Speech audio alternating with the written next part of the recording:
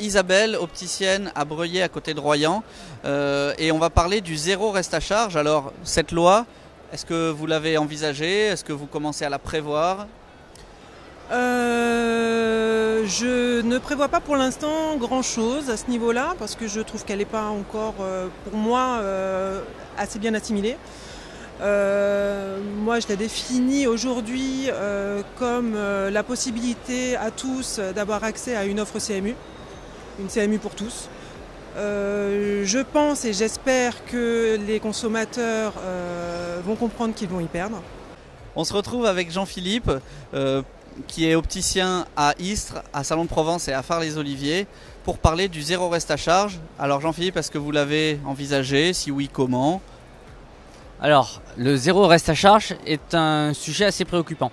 Parce que aujourd'hui, je ne sais pas comment gérer mes magasins et mes équipes ainsi que mes associés avec ce thème-là. On ne sait pas quelle va être la part de clients qui vont demander aujourd'hui le réseau reste à charge. Certains nous disent que ça va représenter 20% de nos chiffres. D'autres nous disent, comme l'étude Galileo qui est parue il y a quelques jours dans Bien Vu, que ça ne va rien changer à nos magasins. Mais aujourd'hui, en tout cas, ce qu'on fait, c'est nous, on se prépare. On essaye de préparer des offres et on essaye de voir comment présenter ça aux clients. Tout en essayant de proposer, bien sûr, non pas un équipement par rapport à un prix, mais toujours un équipement par rapport à un besoin. Je vous retrouve avec Élise, opticienne à Saintes.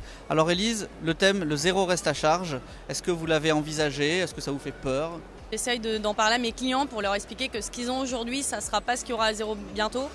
Et essayer de commencer maintenant à responsabiliser les clients par rapport à ce qu'ils achètent et à comprendre ce qu'ils achètent, même si je le faisais avant, j'insiste 2 fois plus. Je suis avec Philippe, opticien.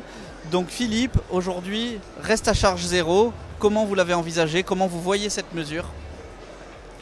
J'ai été assez surpris de la façon dont le gouvernement l'a pris en main, puisqu'au départ ça semblait être une mesure extrêmement généreuse et qu'au bout du compte on tombe sur une mesure très réductrice qui en plus n'a absolument pas donné sa part au travail de l'opticien.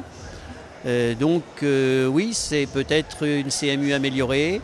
Ça ne répond pas en tout cas à ce que j'avais pu espérer au départ des annonces gouvernementales. Je suis avec Sébastien qui est opticien en Loire-Atlantique. Alors Sébastien, le zéro reste à charge, comment vous l'avez envisagé? Est-ce que ça vous fait peur? Est-ce que vous... Du coup pour l'instant moi je ne l'ai pas envisagé encore en magasin. Tout simplement j'attends de voir vraiment en fait quels seront les tenants et les aboutissants en fait de cette mesure. Après pour moi en fait le zéro reste à charge en fait quelque part on le pratique déjà en magasin, on essaye de s'adapter vraiment par rapport au budget des clients, on essaye de tout simplement en fait écouter le client en fait, c'est notre métier, enfin c'est notre première chose, c'est la première chose à faire en magasin et du coup on essaye de proposer justement des équipements qui sont complètement adaptés en fait à ce qu'il a envie, à son budget quoi, en fait, à son besoin tout simplement.